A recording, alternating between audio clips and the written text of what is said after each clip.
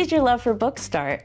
I've been collecting books since I was 8 years old. I really have a passion and a love for the written word. It's all about, actually engaging with the text. And that's when I first opened the first edition when I was a young boy.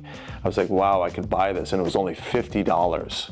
Now that book is about $2,000. So books have also not only great things to read, but they're also, if you will, a good investment. What was the first book that you read that mesmerized you? So it was back when I was 8 years old. It was the personal memoirs of Ulysses S. Grant. He was a hero of mine. After that, you began collecting? So I began collecting rare books at a young age, and I was obsessed with the Civil War. And from there, I just burgeoned into a huge collection. And we're here today. So what year did you open in Palm Beach? So about 10 years ago. When the day trippers come here, what do you hope that they leave with after they... I love it because people walk into the doors and they see a place like this and they didn't know this existed. And it creates a love, especially young people, to actually see that, wow, I can touch these artifacts. I can see these items that are really otherwise in a museum.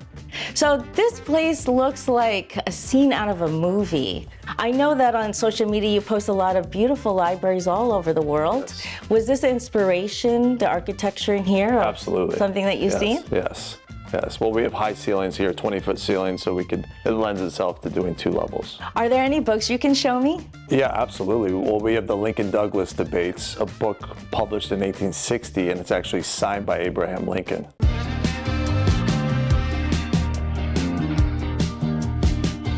Adrian, your husband said that you're going to show me some treasures today. Yes, we have so many treasures, but this is a Lincoln-Douglas debates. And this is actually the box that it comes in, which we also own the Harcourt Bindery in Boston. They make these custom clamshell boxes for the books. And this is an amazing first edition. And what is that, a letter? And this is a letter, an Abraham Lincoln letter. This is $550,000. Wow. This is the first edition of The Great Gatsby. The dust jacket is extremely rare, so that adds most of the value of the book. This copy is also signed in the year of publication by F. Scott Fitzgerald.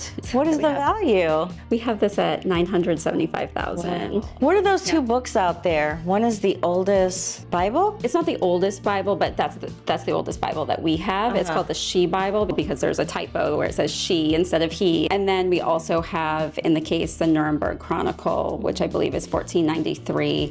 So that's one of our oldest books that we have available. So it's all hand colored. What's upstairs? This whole area is economics and science, politics, children's, and then all down here is literature here, alphabetized by author. We have quite a variety. You have something for everybody. Yes, we do. If I was to start collecting rare books, what would you suggest? Where would I start? It's really just important to collect what you love, the books that really touched you, whether it be something that you read in school, something that you read growing up, just what you really love. You sell first editions, autograph books? Yeah, mostly rare books, autographs, documents from George Washington, Abraham Lincoln. What is the most expensive one you have? Currently, we have a Don Quixote for $2 million. The Don Quixote is a first edition in Spanish, first published in 1605. Wow, 1605? Yes. That's over 400 years. Wow, I know. We also have a Harry Potter inscribed to the person who influenced J.K. Rowling. That's $1.2 million.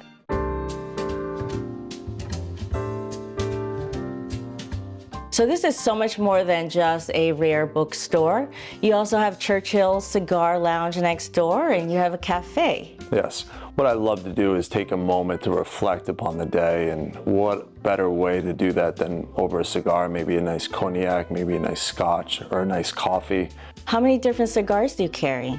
All the great brands, the Davidoffs, Padrones, my father's. How do I choose a good cigar? In the morning, I like a very mild cigar, so I go with a Davidoff Grand Cru. In the evenings, I progress to a Padron after dinner. So we also sell a lot of high-end scotch. We have Blantons, we have Pappy Van Winkle, we have Macallan, of course, and we do a lot of tastings here as well. Yes. Do you have any Churchill items here? Yes, we have lots of Winston Churchill. He's one of my heroes, one of my icons. We have a lot of signed Churchill memorabilia, a Churchill cigar.